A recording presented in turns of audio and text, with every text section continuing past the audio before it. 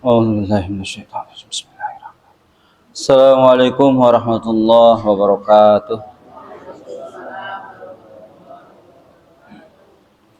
Bismillah, alhamdulillah, wassalatu wassalamu ala rasulillah wa ala alihi wa sahbihi wa man tabi'ahudah, amma ba'du. Rabbi shrah li sadri wa yassir li amri wahlul 'uqdatam min lisani yafqahu qawli, ya fatahu ya alim. Raditu billahi rabba wa bil islami dina wa bi Muhammadin sallallahu alaihi wasallam nabiyya wa rasula. Raditu billahi rabba wa bil islami dina wa bi Muhammadin sallallahu alaihi wasallam nabiyya wa rasula. Raditu billahi rabba wa bil islami dina wa bi Muhammadin sallallahu alaihi wasallam nabiyya wa rasula. Rabbi zidni ilma warzuqni fahma. Allahumma faqihna bid-din wa 'alima at-ta'wil. Subhanallah wa bihamdihi subhanallahil azim, astaghfirullahal azim wa atubu ilaih min jami'il ma'asi wad dunub. Subhanallah wa bihamdihi subhanallahil azim, astaghfirullahal azim wa atubu ilaih min jami'il ma'asi wad dunub. Subhanallah wa bihamdihi subhanallahil azim, astaghfirullahal azim wa atubu ilaih min jami'il ma'asi wad dunub. Minad dunubi shaghair wa kabair. Amin ya Allah ya rabbal alamin. Hari keberapa, Bu? 8. Jadi patokannya begini. Setiap saya kebagian jatah waktu mauidhah atau tausiah, berarti pergantian minggu. Gitu. Ini patokannya minggu. Wes, popang gitu. Minggu berarti minggu kedua gitu. Cepet ya? Cepet nggak? Sedih apa senang? Oh, senang ya? Enggal lebaran. Ini lebaran ini sinten mawon saged ya. Sing puasa ikut lebaran boten? Sing boten puasa ikut, balah gitu kan. Sing boten puasa cokan lebih sregep. Cokan cumbas lebih awal. Raksukannya pun siap biasanya sing boten puasa gitu. Pun siap. Malah lebih gairah menyambut. Wah, ya, tidak terasa. Padahal puasa enggak tahu-tahu puasa meh rampung ya. Padahal puasa enggak. Ini ada yang kayak gitu ya. Lebaran sih bagi siapa saja boleh ya. Tapi ketika peraihan ampunan, nanti dulu ada syarat-syarat tersendiri. Nggih. Pun bismillahirrahmanirrahim.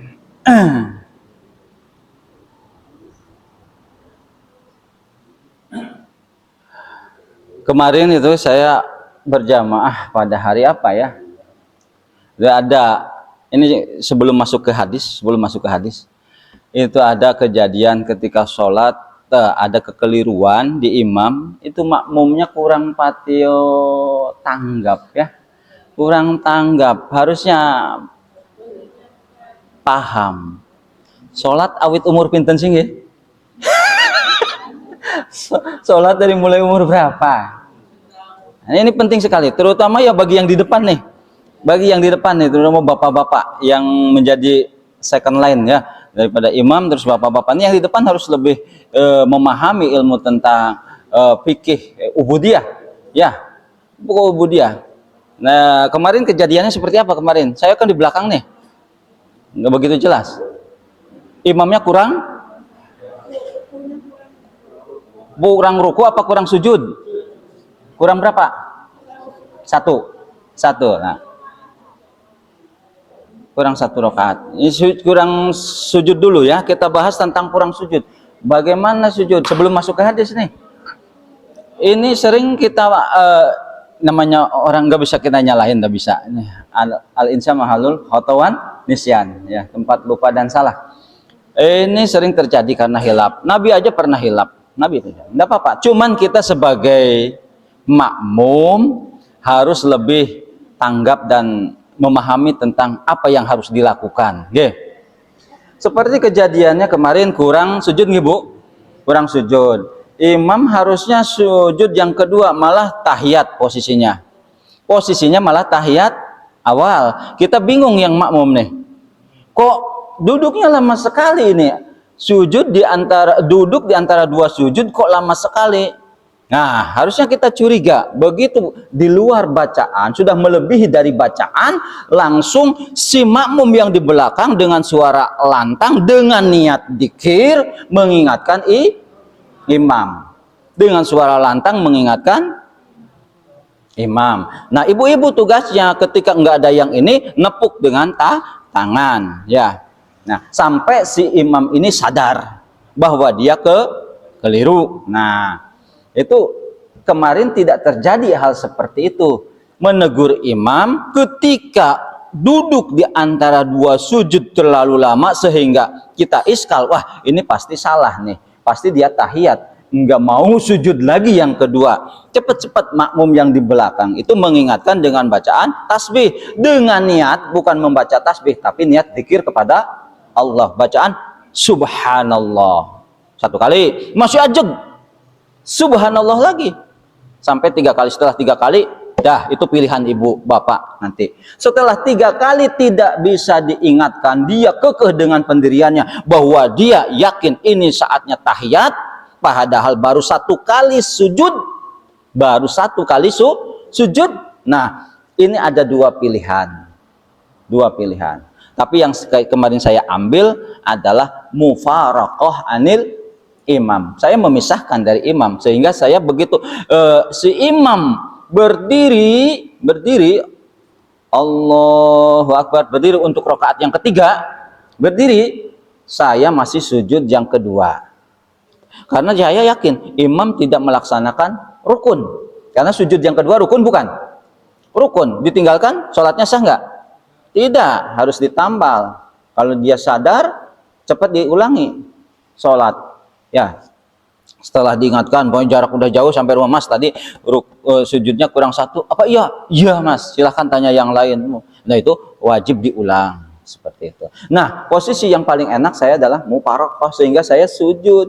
Nah, ternyata saya lupa lagi, terjadi tidak tasahud. Nah, setelah tasahud akhir tambal dengan sujud sahwi. Itu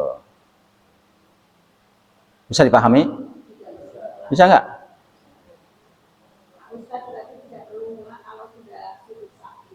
Insya Allah enggak usah. Tidak tasahud awal pun tidak apa-apa. Yang penting sujud yang keduanya itu yang harus ada.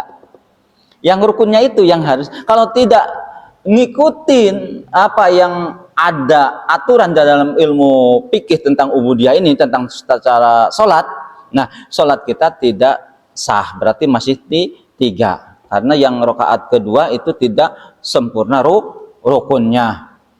Ya, bisa. Dalam yang tidak mungkin itu sekarang sudah sadar, dikodok sekarang. Dikodok nanti habis sholat duhur apa kapan saja, apa sholat ini dikodok. Kalau memang merasa yakin rukunnya kurang, ditambal duhurnya plus kodok. Kemarin tinggal sholat apa ya? Isya ya? Isya apa maghrib? Isya. Nah, Isya. Jadi ditambal, dikodok. Kan? Waktunya bebas. Kapan kita sadar, di situ gitu. Kalau Kanjeng Rasul itu seringnya power itu bila ada yang mengingatkan, waktu itu juga sholat. Kanjeng Rasul pernah seperti itu. Rasul, apa ini sholat model baru? Kalau sholat duhur 5 rakaat, oh yang benar, langsung sujud sahwi. Atau yang keduanya terjadi sholat 4 rakaat tapi baru 3 rakaat. Apa Rasul ini berganti rakaat cuma 3? Oh 3 ya? Ya langsung sholat tambahin jadi 4 seperti itu. Tapi power Rasul. Nah, oleh karena itu penting bagi kita untuk memahami. Ada lagi yang kira-kira iskal. Kalau si imamnya itu sudah begini, udah tahiyat sempurna, rukun nggak ada yang dikira, cuman tasyahudnya itu tidak dibaca. Nah, itu pilihannya 2. Pilihannya 2, ya. Tapi sebaiknya ada afdolnya, itu ikutin imam. Kalau posisi imam sudah berdiri, Allahu Akbar, cepat kita, nggak usah tasyahud. Ikut aja ke imam, karena ngikutin imam itu wajib. Itu kalau tidak ninggalin rukun, sujudnya lengkap, duduknya ada, cuman tasahudnya lupa. Imam berdiri, Allah. Kalau imam sudah berdiri gini, makmum yang tadi subhanallah wajib ikut ke imam, wajib ikut ke imam. Jangan ragu-ragu, tanpa tasyahud tidak masalah, langsung ikut ke imam. Kalau kita memisah malah batal nanti iktidaknya, berjamaahnya itu batal, harus ikut. Nanti setelah tasyahud akhir baru sujud sahwi. Subhanaman layanamu walayasubing pinten? Tiga ya, 2 kali ya setelah tasyahud akhir. Jangan salam dulu, setelah fil alamina innaka hamidum majid langsung sujud 2 kali. Subhanaman layanamu walayashu, gitu ya. Paham nggih? Paham. Itu masih ada pertanyaan mengenai Al-Fatihah. Misalnya aku datang tamu, ini imam, ini yang punya tamu datang, tapi maaf bacanya imamnya Al-Fatihahnya kurang begitu bagus. Ketika kita mengikuti dia, ada yang mengingatkan, tapi kita terserah sama Allah. Apakah itu diperbolehkan atau sholat lagi? Kalau kita sudah yakin bacaan imamnya itu tidak memenuhi ilmu tajwid ya, mana haknya huruf, sifatnya huruf, jadi mana madnya, mana ikhfanya, mana idghamnya, dia berantakan tidak tahu. Kita yang tahu itu bahkan dalam satu riwayat haram makmumnya. Kalau tahu imam bacaannya buruk, gitu ya. Imam itu kan ada syarat-syaratnya tersendiri, harus tahu ilmu tajwidnya, haknya huruf, mahorijul hurufnya. Seperti sering terjadi itu kalau bilang Robbil alamin, bukan alamin tapi alamin. Diusahakan, jangan nggak boleh Robbil ngalamin, salah juga. Kan? Badai tindak pundi ngibadah, bukan ngibadah tapi ibadah.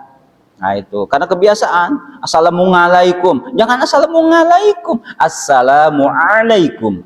Ditekan aqsal hal qai. Ya, di sini nih bunyi ain tuh di sini di aqsal halqi. Ya kan tadi ada istiqla dan sebagainya. Ada yang tebal, ada yang tipis. Nanti tuh Ustadz tahu itu. Saya persis tahu bacaannya. Jadi bisa belajar, manfaatkan. Nanti ada sultan seminggu lagi menjelang Ramadan, menjelang ya biasanya pulang sultan. Itu bacaannya bagus, hafidz Quran. Kalau saya sama sekali bukan hafidz Quran, tidak bisa kalau saya. Karena dulu mondok saya khusus qiraatul kutub, kitab aja, bukan itu. Jadi kalau fikih tahu, sepintas-sepintas mulang ya mahorijul huruf tahu, tapi mendalami saya tidak. Jadi kalau imam bukan saya tepatnya. Jangan saya. Itu ada yang lebih pintar tentang mahorijul huruf. Nah, Quran juga harus dibarengi dengan ilmu fikihnya. Nanti ada Hidayatul Mustafid, ada Fathul Atfal, ada Al-Jazari dan sebagainya, kitab-kitab tentang Al-Quran. Jadi kalau sudah tahu imam bacaannya kurang bagus, kita yang sudah pernah ngaji, tahu kekeliruannya, makmum sama beliau itu dalam satu riwayat tidak boleh, kecuali darurat tidak ada lagi lah, itu boleh kalau tidak ada. Kan syaratnya banyak, kalau tidak salah dulu ada berapa ya, 17 syarat menjadi imam, kalau tidak salah syarat menjadi imam. Sampai umpamanya ada ketemu ini sama-sama pintar, sama-sama alim, sama-sama cerdas, sama-sama pernah pesantren, sama-sama menguasai ilmu tentang mahorijul huruf. Ada saking sulitnya nyari imam, sama-sama pintarnya, ada pilih istrinya yang paling cantik. Ada, jangan dikira itu ada. Karena istri yang cantik yang dimiliki oleh seorang qori itu akan menenangkan hatinya. Jadi hatinya itu tidak melirik lagi kepada perempuan yang lain. Itu syarat terakhir itu. Makanya penting nyari istri yang cantik. Ibu juga penting nyari suami yang ganteng. Ini penting. Disunatin tuh sakit. Maaf ini, yang biasa dibiayain, yang cantik dibiayain. Mending mana kira-kira? Ya guyon ya. Ini itu memang ada seperti itu. Patokan terakhir adalah cari yang istrinya cantik. Karena itu bisa menenangkan hati. Saya juga awal-awal itu bingung. Loh, kok kalimatnya begini dalam kitab? Kalau tidak salah kitab Tanwirul Qulub, kalau tidak salah Tanwirul Qulub. Saya bingung lah, kok begini ya? Dua pekerjaannya, ada pekerjaannya yang lebih ini, lebih cantik, pekerjaannya lebih mapan, itu ada jadi patokannya. Nah, nanti keterangannya panjang sekali ketika diterangkan. Pun, ada lagi pertanyaan tentang sholat berjamaah yang bingung, yang bikin bingung, supaya tidak bingung lagi. Nah.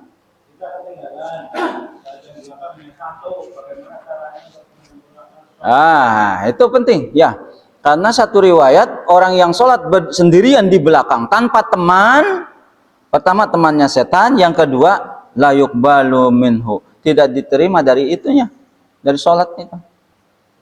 Nah, ada sebagian yang seperti itu. Makanya caranya dengan cara narik yang dari depan, narik yang dari depan, syukur nunggu beres rakaat. Kalau kita posisi masbuk, dalam artian dia sudah jangkep rakaat ini, ketika mau mulai baca Fatihah kita tepuk dadanya atau tepuk pundaknya, Mas temenin saya.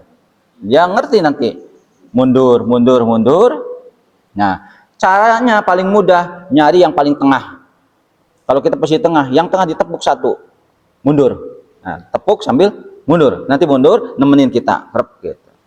Ya. Kalau tidak mau, kembali ke abdolan hilangnya itu bukan dari orang yang nepuk, dari yang depan yang nggak mau mundur. Itu. Serba dilema nanti.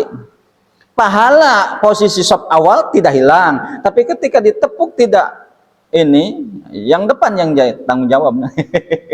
Makanya perlunya ngaji seperti itu, supaya tahu ketika ditepuk ya otomatis harus mundur, nemenin. Nah, yang depan geser, rapatkan lagi. Nanti ada bolong paling di samping. Nah, datang yang kedua baru ke pojok sana, samping, penuhin. Biarkan yang di sini berdua dulu. Nah, itu. Penuhin, jangan gabung ke sini, tapi ketika datang lagi gabung ke barisan depan yang kosong. Oke.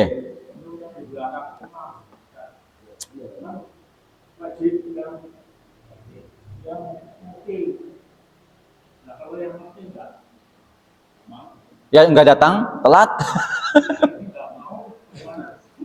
Berarti belum ngerti, Pak. Kalau yang ngerti nggak mau berarti belum ngerti.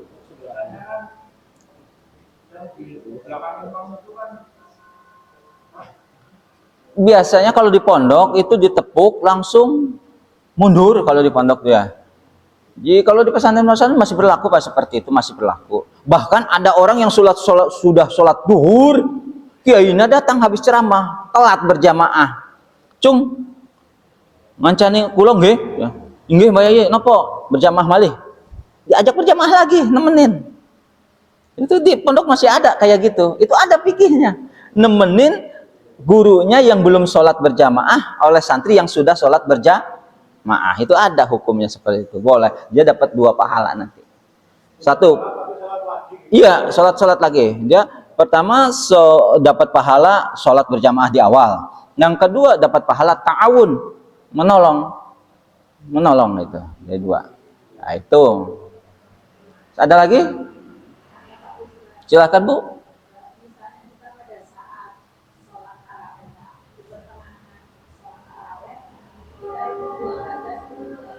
Kebelah. Ya.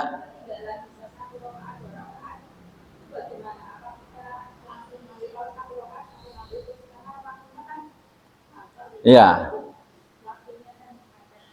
Itu bagus sekali pertanyaannya. Itu sering terjadi. Kemarin Profesor Pak Haji Dadang itu sama, di tengah-tengah berhenti ke belakang beliau. Tidak apa-apa, buang hajat aja dulu. Jangan sampai sholat dalam keadaan menahan hajat. Ini bahaya sekali. Bukannya dapat pahala yang maksimal, dapat kemakruhan di dalamnya. Cepat dibuang. Setelah itu datang ternyata Bu, datang sini sudah mau habis sholatnya. Nah, setelah sholat taraweh beres, kita taraweh nambal yang kurang. Tidak ditambal pun sebenarnya tidak apa-apa. Taraweh sunnah, enggak sholat taraweh ya tidak apa-apa. Tapi kan sayang ya. Kapan lagi taraweh, kan tahun depan nggak ada lagi. Taraweh cuma ada di Ramadan. Kalau witir, loh itu kapan saja ada. Nah itu. Jadi setelah beres baca, kalau di sini umumnya pakai surat apa? Tabat ya, tabat ada abilah habi watab. Nah beres, terus assalamualaikum. Ibu nambal kekurangan sholat ketika ibu ke WC, ke toilet. Itu sejumlah itu. Jangan ikut langsung witir, malah ndak boleh nanti sholat setelah witir. Ndak boleh ya. Witir, pastikan witir itu selalu ada di akhir sholat. Sebelum kita tidur, witir udah. Setelah witir tidak ada lagi sholat. Gitu. Kalau enggak, witirnya nanti setelah sholat hajat atau tahajud, ibu bisa ditambalnya setelah sholat. Ada lagi? Silakan. Silakan. Kalau misalkan kita witirnya begitu, itu dan doa, kita ingin hajat daripada nanti kita menunggu ya nanti masuk. Kita menyelesaikan yang Nggak apa-apa Bu, boleh. Malah abdolnya sendiri Bu, kalau itu sebenarnya abdolnya sendiri. Tapi ada kebolehan ketika sholat ini berjamaah, boleh. Ada lagi silakan.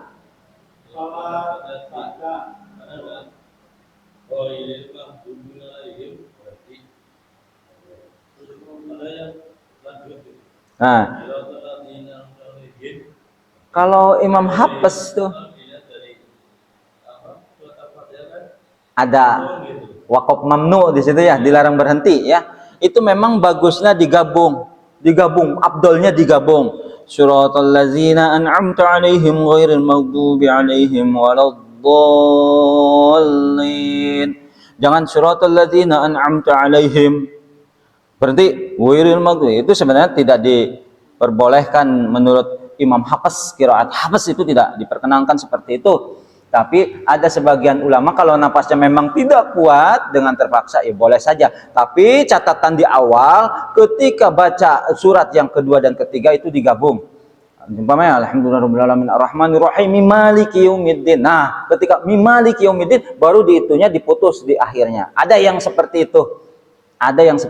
Tapi kalau saya sendiri lebih suka yang langsung.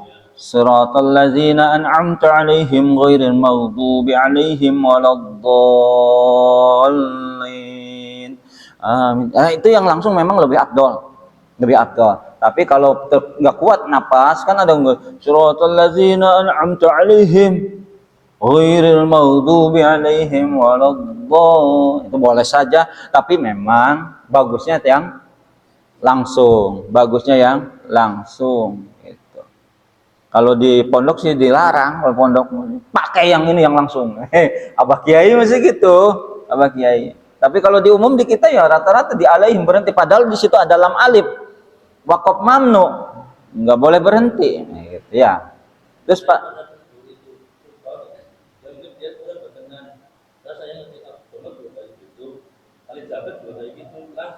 Iya.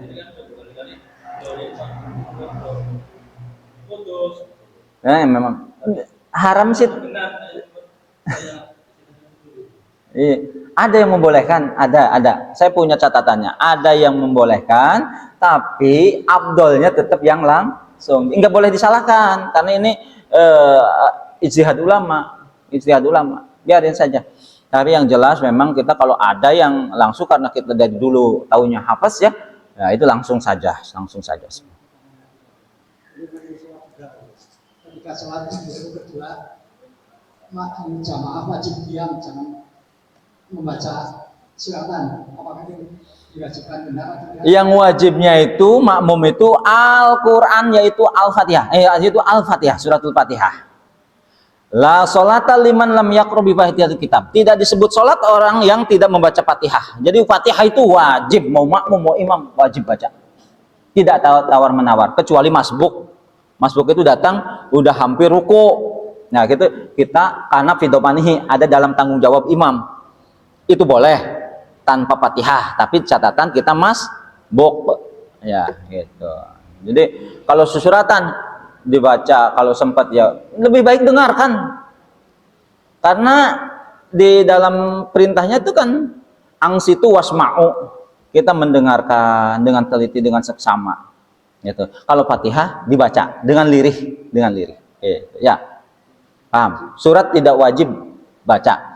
Yang wajib baca adalah rukun, karena Fatihah itu rukun. Tidak disebut sholat kalau tidak ada Fatihahnya gitu. Ada lagi? Silahkan. Dia sholat isya tapi langsung terawih, langsung mana sholat sunnah bacaannya dengan terawih. Itu kalau ba'diyah isya itu paling afdal. Ngalahin pahala terawih. Itu kalau pengen tahu rahasianya, ba'diyah isya sunnahnya berapa kali yang afdal? 4, 2, 2. Bagusnya 4. Di sini ingat almarhum Pak Sus, suka 4 tuh Pak Sus. Saya tahu persis. Pak Sus almarhum suka 4 itu. Itu bagus sekali. Saya nggak ngobrol, Pak Sus sholat apa? Saya bukannya ngecek, ya ngetes. Pak Sus sholat apa nih?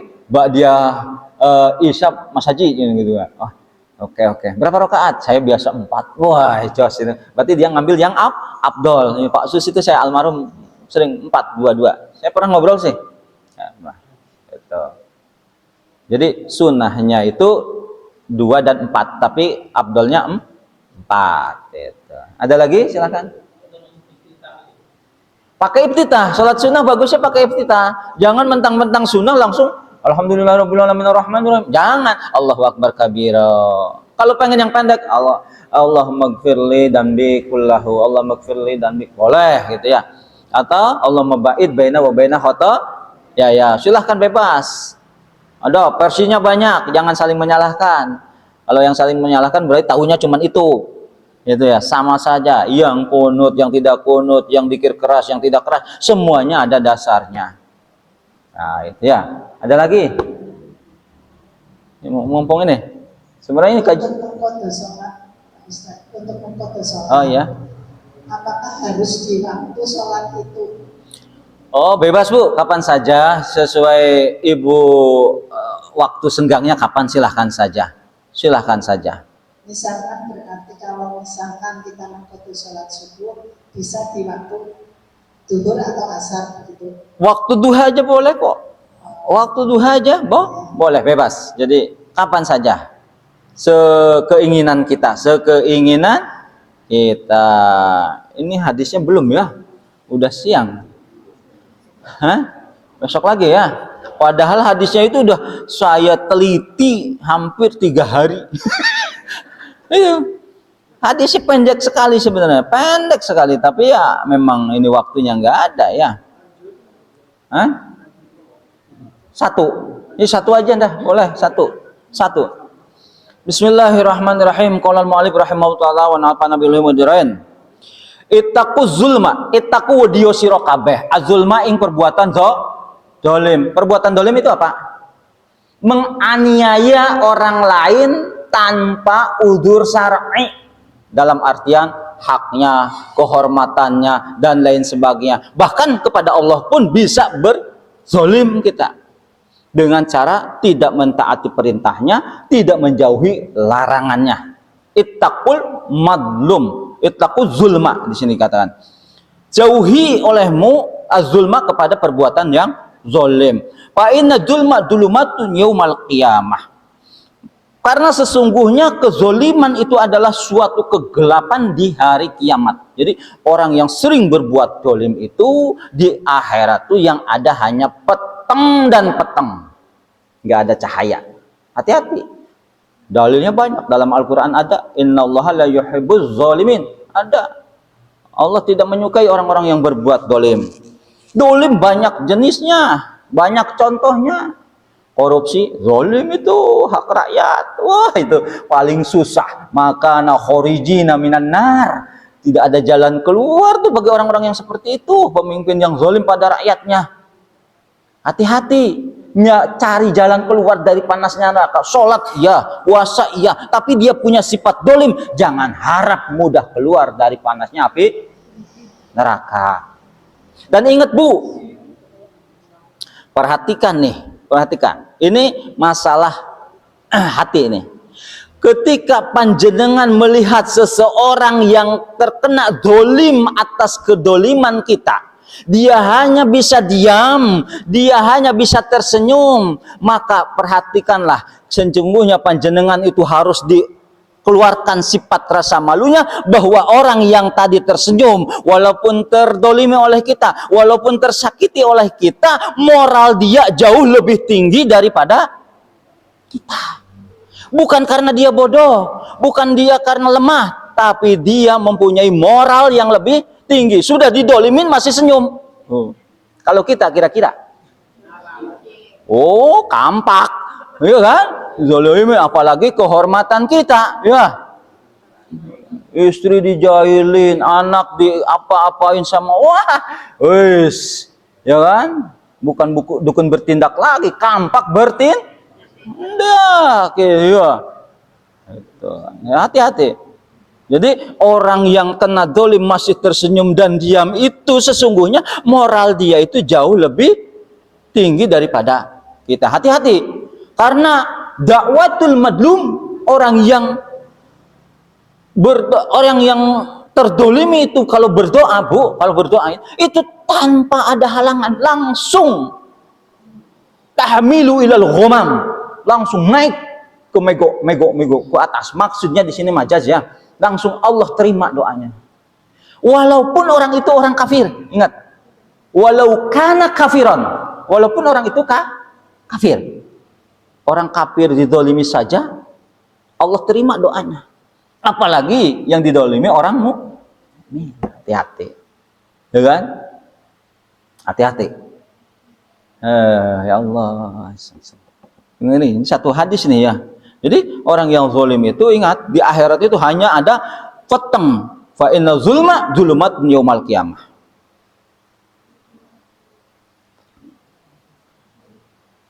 Banyak yang zalim dari masyarakat apa pemimpin ya kira-kira? Pemimpin. Masya Allah. Yang jelas orang yang zalim, terutama pemerintah yang zalim pada rakyatnya itu sudah dapat bagian, yaitu akan mendapatkan, di dalam keterangan nih, keterangan singkatnya saja, azab yang sangat pedih di akhirat kelak, terancam oleh doa-doa dari rakyatnya yang mendoakan atas kedoliman pemerintah yang tadi. Makanya berat. Dalam satu riwayat ahli tasawuf mengatakan orang yang berlomba-lomba pengen dipilih jadi pemimpin peleh seyogianya dia lagi berlomba-lomba menuju pintu neraka yang sangat panas. Anggota dewan ya. Tidak semuanya. Yang baik ya ada insya Allah.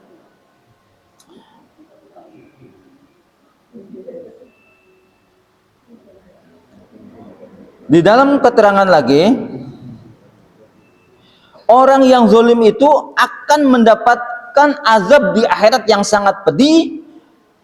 Yang kedua, akan menunda azab yang di dunia untuk disatukan di akhirat. Ada yang seperti itu. Jadi gini, harusnya dapat balasan di dunia nih. Akhirnya disimpan dulu dah, biar sisan gawe lah bahasanya. Sekalian dibayar di sana. Biar merasakan dengan perasaan yang sangat pedih gitu, sekalian lah gitu. Tidak diinikan. Orang yang dolim yang belum bertobat dengan sungguh-sungguh, itu Allah haramkan pelaku zalim tersebut untuk mencicipi nikmatnya surga. Orang zalim. Orang yang zalim juga Allah akan singkirkan dari pintu-pintu rahmatnya Allah Subhanahu wa Ta'ala. Jadi Allah Subhanahu wa Ta'ala tidak ada belas kasih kepada orang yang zalim kepada sesama. Nah itu ya. Udah penghasilan tambah repot, apa-apa tambah larang, kebijakannya aneh-aneh. Wah, di akhirat kelak ini berat. Nah, jadi hati-hati. Sekali lagi, usahakan jangan sampai amanat yang Allah berikan kepada kita berupa jawari tangan, mata, telinga, pikiran. Kalau mau berpikir yang baik, kalau berujar yang baik. Kalau mau langkah-langkahlah yang baik, jangan yang aneh-aneh, yang membuat orang tersakiti, yang membuat Allah murka. Ya, perhatikan setiap langkah kita ada dalam ridhonya Allah Subhanahu wa Ta'ala. Itu hadisnya cuma segitu. Ittaqu zulma fa inna zulma zulumatun yaumal qiyamah. Hadis ini diriwayatkan oleh Imam Muslim. Hadisnya sahih. Ya, kata nggih, cekap nggih? Nggak ada lagi pertanyaan, cukup ya? Nah, itu satu hadis lumayan. Hafal ya. Ittaquz zulma. Jauhi zolim gitu. Nah, itu pendek ya. Satu hadis hafalin, satu hadis aja. Allah sama Rasul seneng. Ittaquz zulma gitu. Rahul Muslim. Kata nggih, subhanakallahumma bihamdika asyhadu an la ilaha illa anta astaghfiruka wa atubu ilaik. Billahi taufiq wal hidayah. Assalamualaikum warahmatullahi wabarakatuh.